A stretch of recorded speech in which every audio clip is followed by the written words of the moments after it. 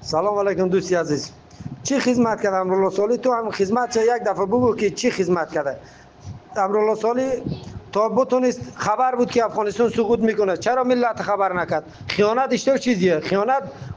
پس بریم دیسوش بگیریم که توی قدر دلار این سکه های طلا را از کجا برداشتن، دلار را از کجا برداشتن؟ این خودش خیانت نیسته؟ این گمان از سرمایه پدر خو برداشته بود. این گپ نزد. پدرش یک دیغونکار بود، حال بچهش آمد سکای طلا را از خانهش میکشن، بسته بسته دلارا را از خانهش میکشن. نگو این گپ که خیانت نکرده. خیانت الف تا یا بکرده، چطور نکرده؟ تی حرفای میزنی که خیانت شد ثبوت کو. ثبوت شد دیگه. طلا را از خانهش کشیدن، دلارا را از خانهش کشیدن. اگه او آبرو حیثیت داشتیم میشرمید میمرد. مرگ با دور بار بود که طلا خور کشیدن نتونست، پولا خور کشیدن نتونست. آخر طالب اومد پول طلا یا دور برداشت.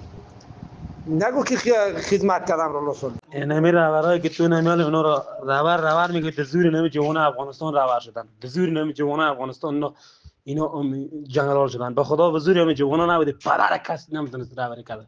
به زور نمی ملت بود. من میگم امان مسعود میگم به زور نمی تاجیک نباشه، والله اگه پدرش دم کو احمد شاه مسعود که خودش یک قهرمان ملی بود، به زور نمی جوان افغانستان قهرمان ملی شد.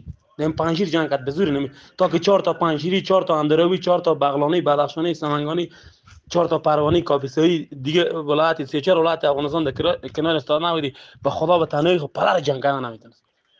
تمام ملت افغانستان خود مردم کنده کنارش استا شدن. رهبر خدا شکم مادر رهبر تن انداخته، یا قماندان شکم مادر خدا رو قماندان تن انداخته باشه. به زور نمی جوانای افغانستان، به زور نمی شیرمردای افغانستان رهبر و جنرال تعیین شده.